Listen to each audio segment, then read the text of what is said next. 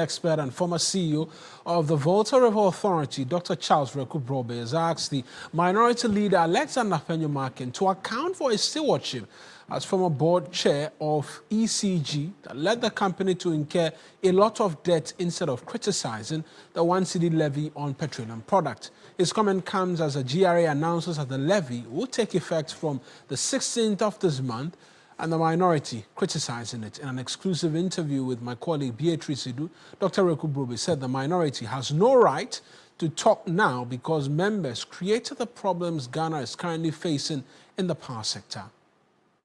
The minority in Parliament, I think, should shut up because the problems we are facing are largely due to the minority's failure to act or act irresponsibly when they were in government. All that is happening in Parliament is an attempt to try and relitigate election 2024 and try to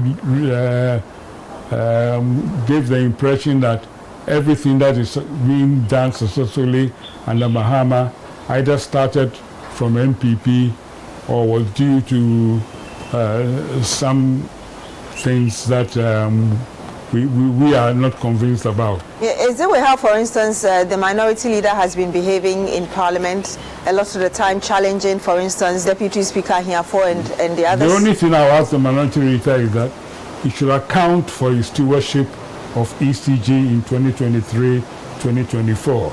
If he's able to account for the huge losses that ECG incurred under his stewardship, we may begin to listen to him. To ask governments to hold all those who mismanage the power sector to pay the extra wastage instead of Ghanaians.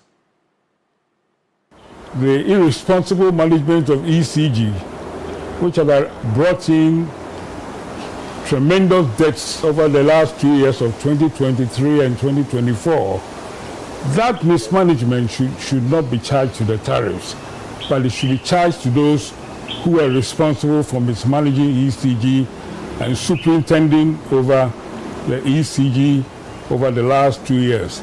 And we know who were the ones who are superintending over ECG, who are now pretending to let us know what is the right thing to do. If you want to know who superintended over ECG, I think you better go and find out. Whatever cost is used or is needed to generate power, that cost should be charged to the power tariff. And Ghanaians should not be made to pay the 1 cedi levy? Yes, that instead of paying 1 cedi on petroleum, whatever charge is necessary to buy the petrol should be charged as part of the power tariff. Because, you see, Ghanaians are not stupid. There are enough intelligent people to realize that if you compute and look at what has happened in the last quarter, then if you use the major measures, the power tariff should be going down instead of going up. There should be no increase at all because the fundamentals which have made government able to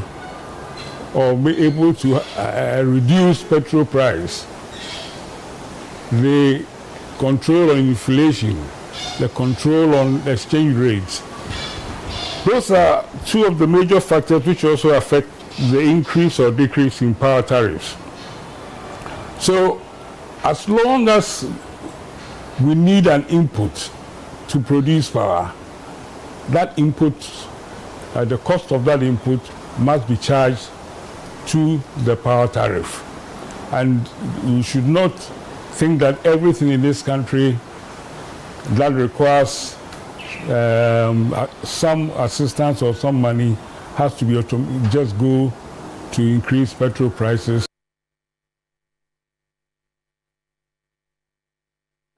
Well, it's been a while we heard from Dr. Wereko-Brobbey. It's good to hear him. Yeah, good to hear him. Radio I, one of the foremost individuals who led the way in terms of private broadcast in this country. Also an energy expert as well. His 2 cents on the D levy. Which takes effect July 16th. Yeah. So I think yesterday we were seeking to understand what the price ranges of fuel could be, but it's still early days just as yet to know how much it will be pump at the prices pump, right? Would be. But I mean, we'll look we've been forward to told a few times that there won't be any difference in pump price. it's not expected to be significant because prices on the global market in terms of crude have returned. But we'll check that, and then we'll bring viewers We'll see how that goes. predictions as to how much possibly you'll be paying at the pumps. But that's